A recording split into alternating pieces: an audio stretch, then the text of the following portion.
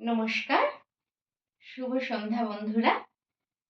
আমি নবগ্রহে নবরঙ্গী বলছি। আপনাদের কাছে আজকে আরো একটি গ্রহের কারকতা নিয়ে এসেছি। সেটা হলো চন্দ্রগ্রহ। চন্দ্রগ্রহ আমাদের মাতা বলে আমরা মান্য করি চন্দ্রগ্রহকে। গ্রহের মাতা হিসাবেই আমরা মান্যতা দিয়ে থাকি চন্দ্রগ্রহকে। আমরা জানি ম্যাক্সিমাম গ্রহদেরই চন্দ্র থাকে নিজ নিজ। তো চন্দ্র স্থান আমাদের যে জন্মকুণ্ডলিতে থাকে, সেই চন্দ্র থেকে আমরা আমাদের রাশিকে নির্ধারিত করতে পারি। যে আমাদের যে গ্রহ ঘরে থাকে, সেই চন্দ্রগ্রহ যে ঘরে থাকে সেখান থেকে আমরা আমাদের রাশিকে নির্ধারণ করি। সেখানে যদি শুভ স্থানে থাকে তো চন্দ্রের প্রভাব খুবই ভালো হয়। চন্দ্র থেকে আমাদের মাতা, আমাদের মন, আমাদের শারীরিক নানা রকম আহ, চঞ্চলতা বা স্থিরতা, এছাড়াও আমাদের যে সঙ্গীত, কলা, অঙ্কন, সমস্ত কিছু শিল্প, কলা এই চন্দ্র থেকে আমরা পাই। তো চন্দ্রস্থানকে স্ট্রং করা আমাদের খুবই প্রয়োজন। এই কারণে যেহেতু ভীষণ সুন্দর একটা মাত্রা রাখে আমাদের জীবনে চন্দ্রের প্রভাবে।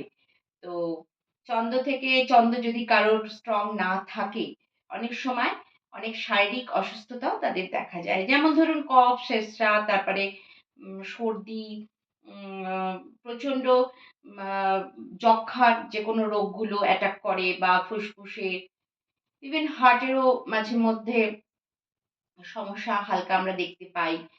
ক্যান্সারও আমরা কিছু কিছু চন্দ্রের কারণেও এটা হয়ে থাকে শরীরে। এছাড়া আমাদের বন্ধ্যাত্ব একটা চন্দ্রের কারণে মানে এটা ঘটে থাকে। তো আমাদের প্রত্যেকের উচিত চন্দ্রকে স্ট্রং করা, এবং চন্দ্র আমাদের যেহেতু ভালো একটা শুভ গ্রহ, সোমবার দিন আমরা চন্দ্রকে মান্যতা দিই। সোমবার দিন যদি আমরা কালার থেরাপি হিসেবে সাদা পোশাক পরিধান করতে পারি, তো আমাদের এই চন্দ্রটা অনেকটা স্ট্রং করবে। এবং আহ, চন্দ্রের জন্য আমরা জানি যে পূর্ণিমা, অমাবস্যা, ইভেন আমাদের যে পাঁজি তৈরি হয়, সবই কিন্তু চন্দ্রের আহ, চন্দ্রের গতিপথকে নির্ণয় করি। এইগুলো আমরা নির্ণয় করে থাকি পাঁজিতে, টাইম সময়গুলোকে। তো সেই কারণে আমাদের চন্দ্রটাকে দিকে ধ্যান দেওয়া খুব প্রয়োজন।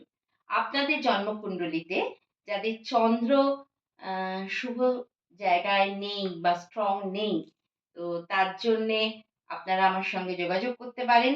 আমি খুব চেষ্টা করব আপনাদের কিছু টিপস দেওয়ার, কিভাবে আপনারা চন্দ্রের শুভ কারকতা আপনারা পাবেন আপনাদের জীবনে। আর এরপরে একটা কথা আমি বলতে পারি, পূর্ণিমার দিন চন্দ্রের প্রভাবটা আমরা জানি সবাই, খুব বেশি মাত্রায় দেখা যায়। সেই দিন প্রত্যেকে ঘরে যদি চন্দ্রের উদ্দেশ্যে পায়েস করে সেটা চন্দ্রকে প্রদান করে, মনে মনে সংকল্প করে সেই পায়েস যদি আমরা গৃহে মানে সবাই প্রসাদ আকারে গ্রহণ করতে পারি, সেটাও আমাদের সংসারে একটা সুন্দর শান্তি ফিরে আসবে। তো বন্ধুরা, আজ এইটুকুই।